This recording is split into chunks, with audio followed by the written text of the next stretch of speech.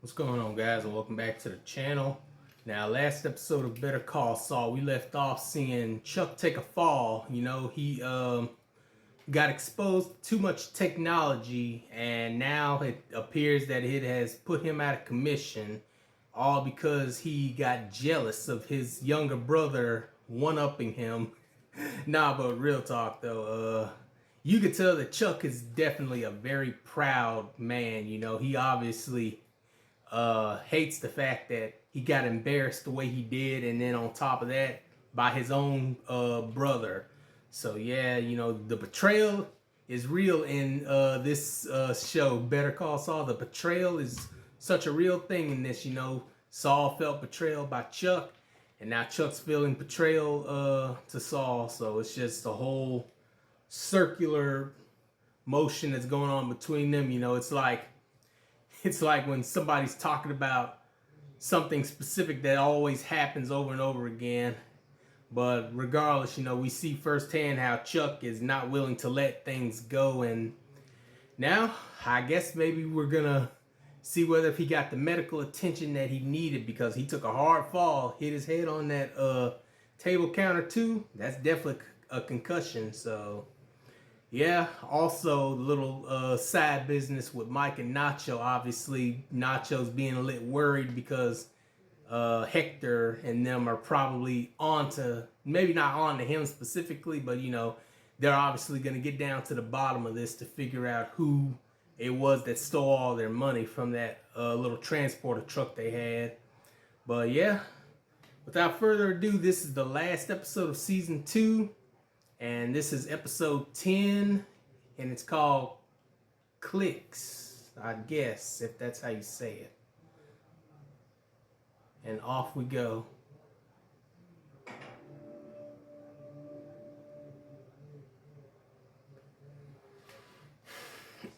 Yep, starting off in the hospital already.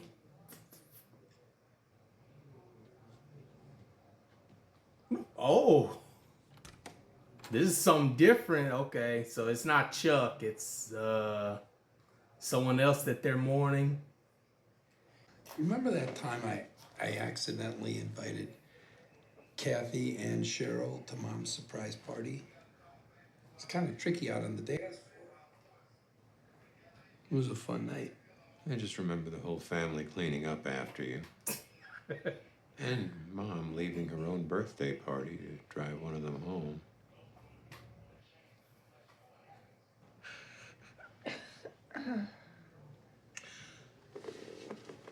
Mom.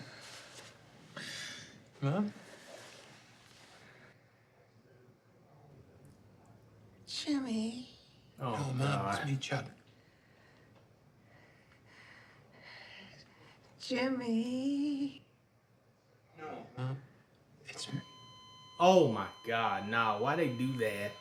Why they do it like that specifically? Where's Mom? What happened? She's gone. What? When? How did you...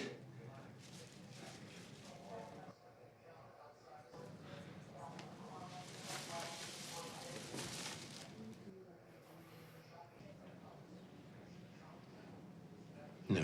Oh God. See, now this is where Chuck is in the wrong in this stance.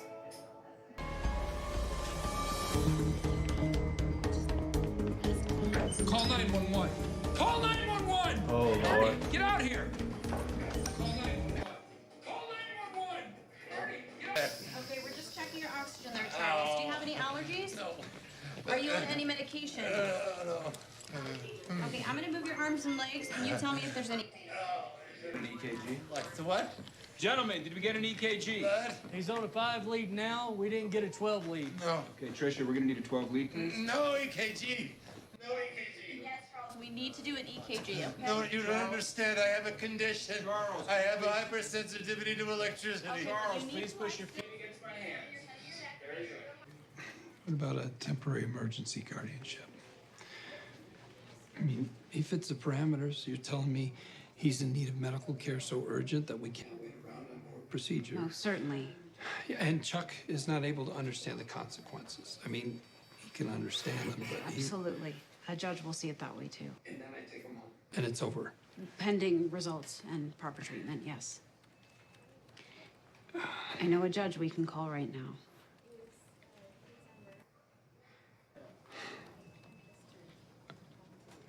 Let me be the one to tell him. I got him. How are you feeling, Mr. McGill? Ernesto, how long was I unconscious in that print shop? I'm not sure. 30 seconds? A minute?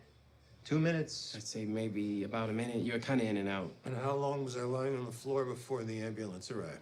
About 10 minutes, I think. But I didn't look at the clock. And yet you were there. He's still thinking about that. There's only one way. You could have gotten there so quickly. You never left. I think you're getting all wound up. Can you just take a few deep... You bribed him. That kid behind the counter. What? Between the time Ernesto left and I arrived, you paid that half-wit to swear he'd never Mr. lay McGill. eyes on you. And then you stuck around to watch. Why? Just wanted to see me suffer? Mr. McGill, Just wanted to have a laugh at my I expense? called him.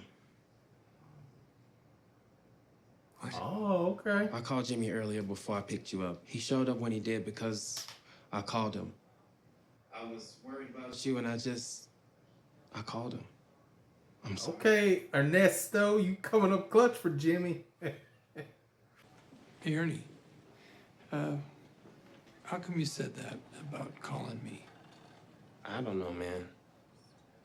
Look, I didn't want to say anything, but your brother, the way he's been talking about you lately, it's like he's really out to get you, Jimmy, and I don't know. You're my friend. Oh, okay.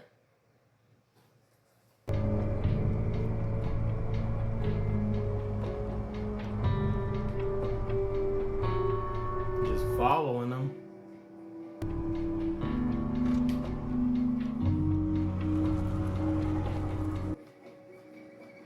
You're gonna hear sounds that might seem loud to you. He about to crash out. Unless they deliberately, how you say it? Not like paralyzed, but, you know, like put him in a stasis where he can't move around and all that.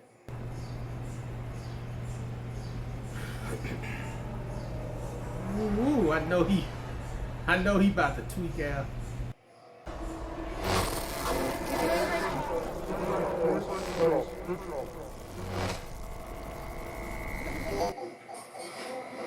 You are the greatest generation. You didn't start World War II, but you sure as heck That commercial finished it. came on. And if that weren't enough, you sent a rocket 300 feet tall to the moon.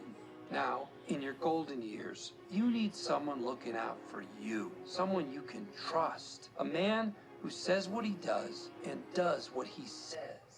When you need someone to count on, Give me Jimmy. Give me Jimmy. Gimme Jimmy. Because Moxie is in such short supply these days. Jimmy McGill. A lawyer you can trust. The electricity done fried him. Oh, man. What's wrong with them? Whatever you gave him should have worn off already, right? We watched him for several hours. We even gave him what's called a reversal agent. So yes, the sedative wore off. This is something else. What? We think it's a state of self-induced catatonia. We. Always with the we. I think it's you. You're the only doctor in the room. I think you fried his brain with that machine. Jimmy. Sorry, this is bullshit. Jimmy. What next? When I first treated Charles, he was in a similar state. Wouldn't you agree? I have to believe that it's just a matter of time before he comes out of it.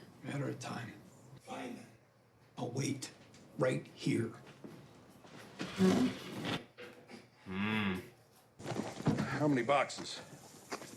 Just the one. Ah, it's on the house. Giving away bullets for free? Ooh. Your heart's okay, and so's that crack on your head, so that's all I wanted to know. What about the TEG? It stands for temporary, right? Chuck is back in the house. Wait, hold on a minute. What do you... Okay, I guess if he's gonna go up in the garage, then okay, that's understandable. But I'm like, what's he got that light for outside in daylight and all that?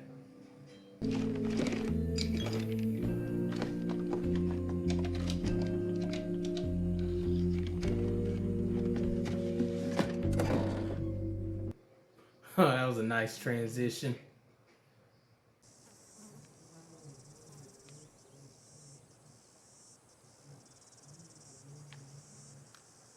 Ooh, that's a small target to try to hit. Ah, those twins. Okay. Well, we know they're safe, you know.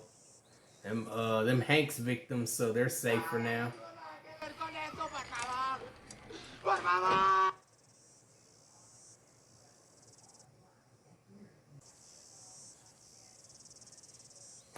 Ooh. That's brutal, man.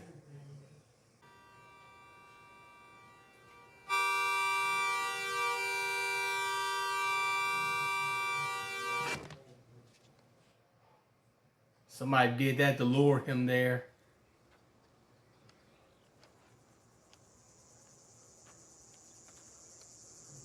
Ah, okay. So somebody gave him a warning. So somebody's been keeping tabs on him. Oh, you slipping, Mike. Now that's another mystery that we got on our hand. Who was it that stopped Mike from doing that? Hey, what's up? Jimmy, I have just one question. Are you behind this? Am I behind what?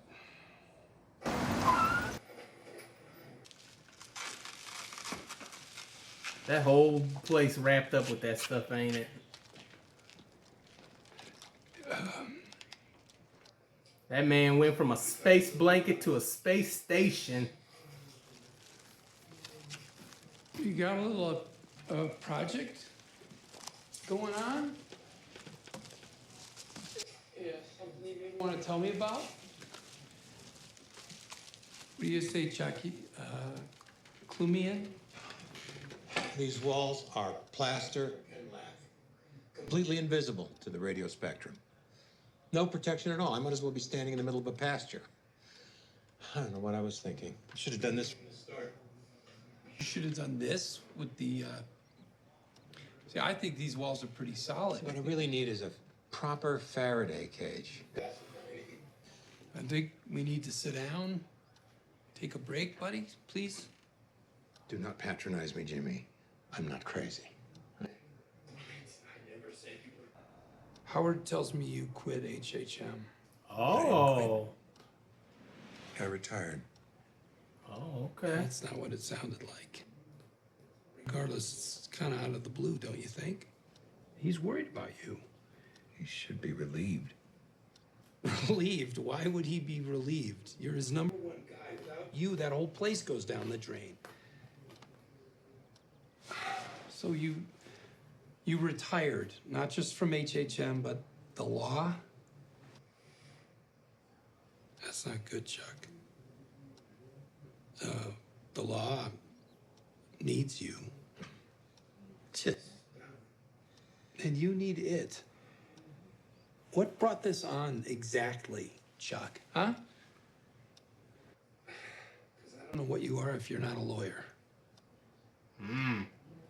Saying he taking away his identity. How are you gonna retire before you get me disbarred, before you run me out of town on a rail, huh? I'll be the only McGill carrying the family name. You can't have that.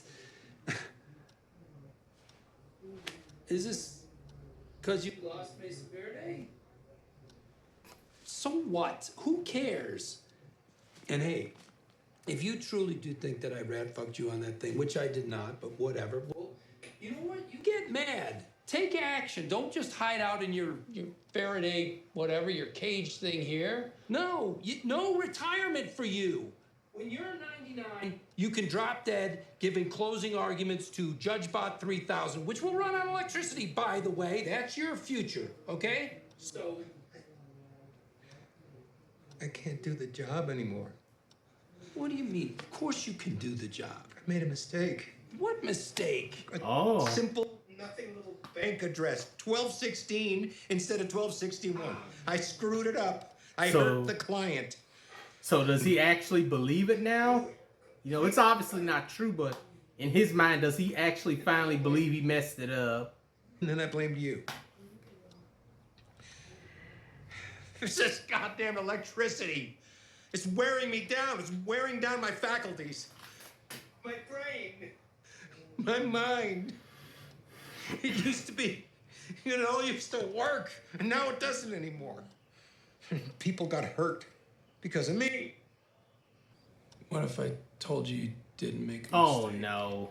All right, Saul. For Christ's sakes, Jimmy, stop humoring me. Stop trying to talk everything right. What if he's playing with him? Maybe he's trying to get him to confess or something. I changed 1261 to 1216. It was me. It all went down exactly like you said. I mean, exactly. I doctored the copies. I paid the kid at the shop to lie for me. It is insane how you got every detail exactly right. So you can relax, okay? Because that brain of yours is chugging along at 1,000% efficiency. Are you telling the truth? Or are you just trying to make me feel better? I am saying it to make you feel better. Sure shit wouldn't be telling you otherwise. But yes. It's the truth. You'd go to such lengths to humiliate me? I did it for Kim. Well, she worked her butt off to get Mesa Verde while you and Howard sat around sipping scotch and chortling. Hamlin, McGill, more like Scrooge and Marley. Kim deserves Mesa Verde, not you, not HHM. She earned it and she needs it. I did it to help her. But I honestly didn't think it would hurt you so bad. I thought you'd just say, oh crap, I made a mistake, and go on with your life like a normal person. But oh no, wishful thinking. So can I tell Howard you're not quitting or retiring or whatever?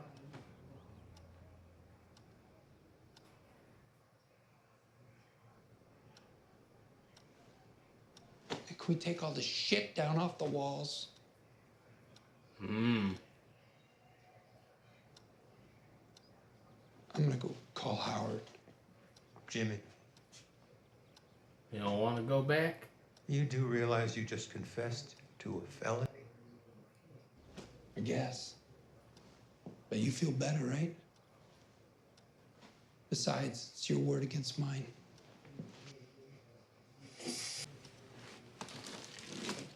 He recorded. I knew it! I knew it, man. I just knew it, man. I knew it. Like, that don't even surprise me. Like, I literally said that maybe he's putting on like an act or something to try to get Saul to confess it and all. I was like, at first I was like, oh, okay, he's done. But then I'm like, nah, this ain't right. And the next thing I know, bam. He flat out played you, Jimmy. He got you, man. He got you. And you know what? Howard was probably in on it too. You know, he probably called Saul and then did all that to get him to go to Chuck and everything. Gave him the plan and everything, and then wham, they just wrapped it up just like that, man. That man, Chuck, man, he too good, man. He is too good. I'm sorry, man. We all love Saul, but unfortunately, Chuck just keep on one-upping him, man. Chuck talks about slipping Jimmy and what he's capable of, but we see firsthand what Chuck capable of. Now, first things first, I want to go back to the start of the episode where we see firsthand how Chuck is, you know, I guess in some ways you could say he's kind of like the black sheep of the family. You know, he's the one that does the hardest work of all of them and does everything he can for approval and all. You know, basically like he's the guy that does so much for those he cares about, and yet he gets the least amount of appreciation from those same people. Like when his mother, you know, first person she calls upon is Jimmy. You know, it's Jimmy. You know, he's the face of the family basically, and you know, I don't know if like maybe if that upsetted Chuck, it probably did, but who knows? You don't want to just make assumptions, but we see firsthand how, you know, not only the dad but the mother definitely have more of a favoritism towards Saul, and we see how in some ways how Chuck is willing to go to even tell Saul, nope, she didn't mention you at all or nothing like that. She ain't say nothing or anything like that. You know, he basically just flat out lied to Saul at the start, letting him know that he didn't matter in the end about into that and all that. And we see how Willie, and we're seeing straight away just how far Chuck is willing to go to get what he wants. And like I said, man, I literally said it when the way of showing like, yeah, that man Chuck is he's on one, man. I gotta admit now. They talk about slipping Jimmy, but that man Chuck, man, he's slipping his way to victory, and it's definitely a good way of showcasing that they both do dirty things behind each other's backs to get what they want. And now, obviously, Chuck doesn't do the things that Saul does, as far as we know. But in terms of like him one-upping his brother, you know, he definitely will go a good lengths to do that. Now, all that's left is to see exactly where this is gonna go. You know, Saul, you know, he got caught. He's basically caught red-handed. It's not his word against mine anymore. It's literally Saul's word against his own now, because he got the recording, voiced down everything. He basically just blurted it out. He did it, you know. Everything was all him, and now it's gonna definitely be interesting seeing what's gonna lead to it next. Is Chuck gonna be willing to have Saul be put away or something? Because, you know, obviously it's a serious crime and everything. So now we're gonna see if Chuck is gonna be willing to have his brother locked away now, just so he can get back his clients as they were proclaimed as and stuff. So now, yeah, it's definitely going to be a very interesting thing seeing how willing Chuck is going to be to do all that, like I said. But what else? Also, Mike, you know, we see firsthand how Mike was going to be willing to take out Hector there, but as we see, somebody stopped him, you know. They put they put like a stick on his car horn and basically just distracted him. Not distracted him, but, you know, Nacho, we see Nacho was basically standing in front of Hector, preventing Mike from taking a shot on him, because like I said, he probably anticipated, or maybe they anticipated that might just be something that they do, though, you know. Maybe if they don't want to risk their boss being taken out or anything like that, it's probably just something that they do in general. But regardless, though, we see pretty much how it wasn't going to be easy, you know. Mike obviously has a little dilemma on his hand because, like I said, somebody wrote that note and deliberately told him, don't do it, you know, don't. It's be a big mistake. So I'm definitely extra excited to see who it was that did that. You know, somebody that was behind his back the whole time and he didn't see it coming. You know, that's definitely something else that's very interesting to see. And quite frankly, I can't wait to see how it unfolds as well, because that's another mystery on our hand, you know. But yeah, other than that, that's pretty much everything there is to say about this episode. You know, we get Saul's confession, and then we also get Chuck's slippiness. You know, there's not just one slipping Jimmy, but regardless, and then, you know, Mike's little detour of not being able to take out his target and everything. But yeah, that's the end of season 2. You know, we'll obviously be back on here for season 3, so make sure you like the video, comment down below, subscribe to the channel, and I'll see you all in the next one.